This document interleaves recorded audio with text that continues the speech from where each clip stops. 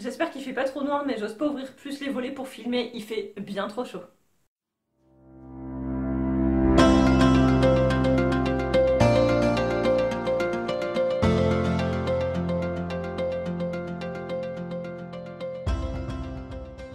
Hello tout le monde, j'espère que vous allez bien. Moi je suis super contente de vous retrouver aujourd'hui dans une nouvelle vidéo. Dans la vidéo d'aujourd'hui, je vais vous réaliser une vidéo un petit peu technique. C'est quelque chose que vous m'avez beaucoup demandé et que j'avais pas pris le temps de faire par rapport à l'application du gesso, parce que c'est vrai que le gesso c'est un matériel que j'utilise dans la plupart de mes coloriages, voire presque tous en fait, parce que j'aime beaucoup l'effet, que ce soit au niveau de l'aquarelle, parce que je trouve à mon sens qu'il permet d'avoir des rendus vraiment différents, et du fait qu'il empêche en fait l'aquarelle de sécher directement, on peut travailler beaucoup plus longuement ces dégradés, que ce soit à l'aquarelle ou au crayon aquarelle. Et je m'en sers aussi sur mes coloriages pour masquer les lignes noires, parce que c'est vrai que j'aime bien que les lignes soient plus discrètes, et du coup voilà, c'est vrai que j'aime bien colorier par-dessus au crayon pour masquer les lignes et pour appliquer du coup mon crayon de couleur. Donc du coup je vais vous montrer aujourd'hui de quelle manière je l'applique pour arriver à avoir un rendu finalement assez homogène pour pouvoir colorier par-dessus, que ça soit avec de l'aquarelle, du crayon aquarelle, du No Color 2 ou encore des crayons de couleur, avec une petite démonstration par la suite, voilà, par rapport sur la manière dont je colorie par-dessus le gesso au crayon de couleur.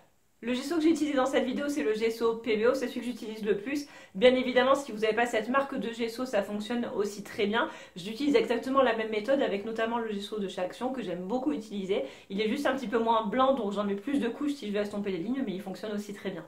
Le pinceau que j'utilise dans cette vidéo, c'est ce pinceau-là. Donc c'est un pinceau que j'ai acheté chez Action. En fait, il faisait partie d'un kit avec plusieurs pinceaux pour l'acrylique. Voilà, donc je l'aime bien parce qu'il est assez large en fait. Et c'est vrai que pour appliquer le gesso, comme je l'applique en général sur la totalité de ma page, je fais systématiquement avec ce pinceau-là. Sauf si je veux détourer des choses, ce qui est assez rare. Mais sinon, voilà, je fais tout le temps avec ce pinceau-là. Je vous mets un lien en barre d'infos. Je vais essayer de trouver un équivalent sur Amazon si vous n'avez pas de Action Vert chez vous. Mais bon, après, c'est des pinceaux qui sont assez classiques, assez faciles à travailler. Et celui-là fait très très bien le job, même s'il vient que de chez Action. Enfin, que de chez Action. Enfin, vous voyez ce que je veux dire. C'est vrai que des fois, on se dit que si on met pas des 100 et demi dans du matériel, ça sera pas forcément terrible. Mais ce pinceau fait très bien le job. Et le livre que j'ai utilisé en Je change pas une équipe qui gagne, c'est ce livre-là, donc le livre de Anna Carlson. Je vous ai parlé du coloriage déjà dans mon dernier vlog, donc je vous mets le lien en barre d'infos si ça vous intéresse, ainsi que je vous la mets dans le petit i si jamais vous voulez aller voir. Mais voilà, c'est un coloriage que j'ai réalisé dans ce livre-là, mais évidemment ça fonctionne sur n'importe quel type de papier. Du coup, je vous laisse tout de suite avec la vidéo. Alors, je m'excuse par avance pour la luminosité qui n'est pas forcément terrible dans cette vidéo, notamment sur la deuxième partie de la vidéo, vous allez le voir. Mais bon, c'est vrai que comme c'était à canicule, j'avais tout qui était un petit peu fermé, mais je pense que vous verrez quand même plutôt bien.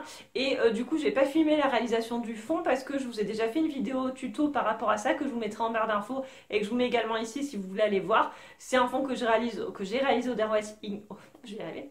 C'est un fond que j'ai réalisé au Derwent Inktense et je vous avais déjà fait une vidéo par rapport à ce sujet, donc pour moi ça ne servait à rien de remontrer de quelle manière je réalisais ce fond là. Du coup c'est parti, je vous laisse tout de suite avec la petite partie tuto et je vous retrouve juste après. Du coup, je vais vous montrer de quelle manière j'applique le gesso. Donc j'utilise le pinceau que je vous ai présenté précédemment, donc le gros pinceau que j'ai acheté chez Action, ainsi que ma boîte de gesso PBO. Et donc pour l'application, en fait, je prélève directement du gesso dans la boîte. Et donc en termes de quantité, c'est difficile à dire. Moi, disons que je trempe mon pinceau de manière à en avoir suffisamment pour pouvoir l'étaler, mais voilà, j'en mets pas trop pour pouvoir le poser en fait sur le coloriage. Et en fait après au niveau de l'application, je vais poser mon pinceau plein de gesso et tout simplement étaler.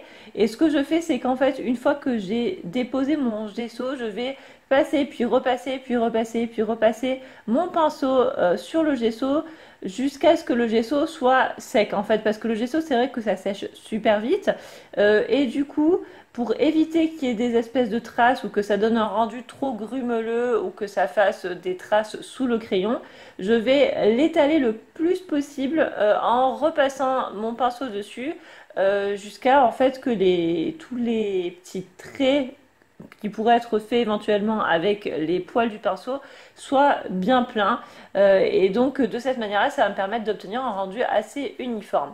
Et du coup, bah, ce que je vais faire, c'est que je vais faire ça sur la totalité du coloriage pour une première couche. Et quand la première couche va être terminée, je vais repasser une deuxième couche en utilisant exactement la même méthode.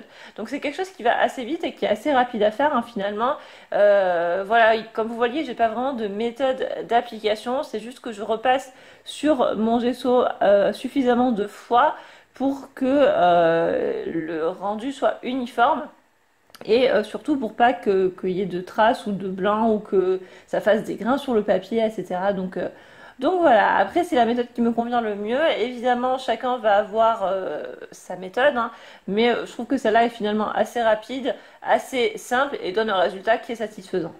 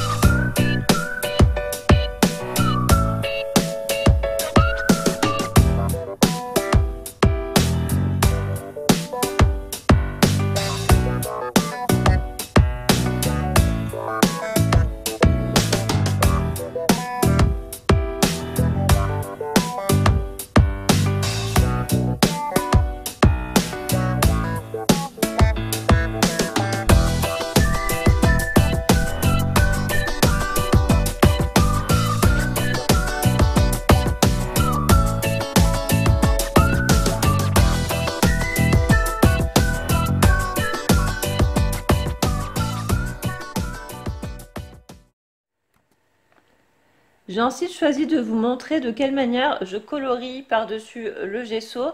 Donc je vous ai déjà fait une vidéo sur les dégradés, mais je voulais juste vous montrer finalement que la technique que j'utilise c'est exactement la même, c'est-à-dire que, en tout cas avec les Prismacolor, je vais d'abord mettre une sous-couche, puis ensuite je vais réaliser mon dégradé avec ma couleur foncée, puis utiliser une couleur intermédiaire, une autre couleur intermédiaire et blinder avec mon crayon blanc.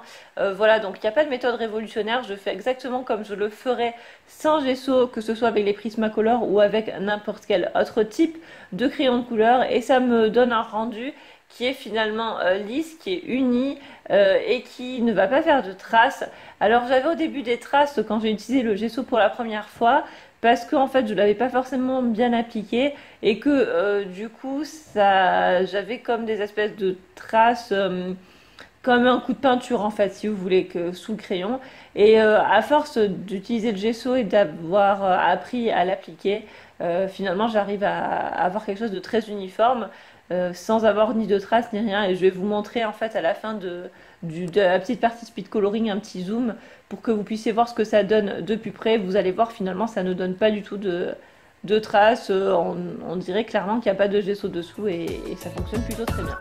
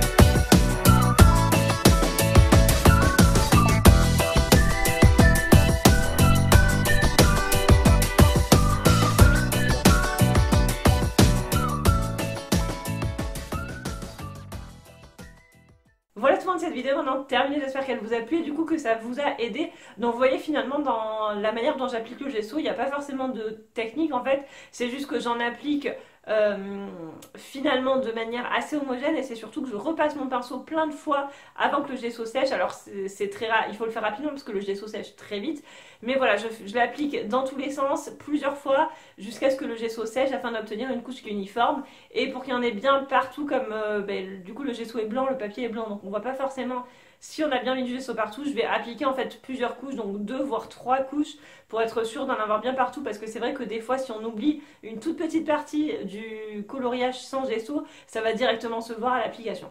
Au niveau de la manière dont je colorie, vous voyez finalement je fais mes dégradés tout à fait de la même manière que je l'ai fait sans gesso. Je vous avais fait une vidéo sur les dégradés, je vous la mettrai aussi en barre d'infos ainsi que ici. Mais concrètement je ne change pas ma technique de dégradé puisque pour moi le gesso ne change rien. Si ce n'est que les crayons vont être un petit peu plus pigmentés je trouve par-dessus. Donc voilà, juste faire attention à ça. Alors je sais que par contre si le gesso n'est pas forcément bien appliqué, il y a des risques que ça fasse des traces sous le crayon. C'est ce que j'ai eu sur mes premiers coloriages. Donc voilà, si jamais vous avez envie d'utiliser ce produit et que ça vous plaît, n'hésitez pas à faire plusieurs essais parce que c'est comme tout, on ne maîtrisera jamais forcément un matériel du premier coup. Donc voilà, il faut essayer, réessayer jusqu'à trouver la méthode qui vous conviendra. Du coup là le coloriage est terminé, donc comme vous pouvez le voir, on ne voit pas du tout que la différence avec et sans gesso. Au niveau de l'application des crayons, il n'y a pas plus de grains de papier, il n'y a pas de trou blanc, il n'y a pas, enfin voilà, il n'y a pas toutes ces petites choses là. Finalement, une fois que le gesso est appliqué de manière assez lisse, on peut tout à fait travailler les crayons par-dessus très facilement sans aucun problème. Et c'est vraiment un matériel que j'utilise beaucoup parce que sur ce genre de dessin là, surtout que là je voulais faire en plus des poils blancs, j'aime bien moi qu'on ne voit pas forcément les lignes, même si ça m'arrive de les laisser et que je trouve ça joli aussi, hein. Chacun fait comme il le souhaite, mais voilà, c'est vrai que c'est un matériel que j'utilise beaucoup et que j'aime beaucoup utiliser dans les coloriages. J'espère vraiment que cette vidéo vous aura aidé. Il n'y a pas de technique extraordinaire finalement, c'est juste arriver à étaler suffisamment le gesso tant qu'il est encore, pas sec du coup, tant qu'il est encore malléable pour avoir quelque chose d'uniforme sur le papier. Alors je sais qu'il y a certaines personnes qui m'en avaient parlé en commentaire, notamment quand elles font du scrapbooking, qui vont mettre plusieurs couches de gesso et qui utilisent après du papier de verre pour lisser. Moi je n'ai jamais fait cette technique, mais peut-être que c'est quelque chose qui peut vous convenir aussi, donc voilà. Je vous conseille, si vous avez envie d'utiliser ce produit, d'essayer, parce que finalement il n'y a qu'en essayant qu'on trouve la méthode qui nous convient. Ma méthode est certainement pas idéale, hein. Il y a sûrement des personnes qui font ça bien mieux que moi, mais c'est comme ça que je fais et que ça me convient. Du coup, dites-moi en commentaire si cette vidéo vous aura été utile et si voilà, elle va vous servir. Je vous remets aussi en barre d'infos ma première vidéo sur le gesso, la toute première que j'avais faite, parce que je vous expliquais du coup là de quelle matière j'utilisais pour couvrir les lignes, donc ça peut peut-être vous être utile s'il y a des personnes qui ne l'ont pas encore vue. Et voilà, n'hésitez pas à liker cette vidéo si elle vous a plu, moi ça me fait toujours très plaisir, c'est ma petite récompense, et à vous abonner si vous passez par là et que la chaîne vous plaît. Moi je vous remercie beaucoup d'avoir regardé cette vidéo, je vous fais de très gros bisous et je vous dis à très vite dans une nouvelle vidéo. Bye!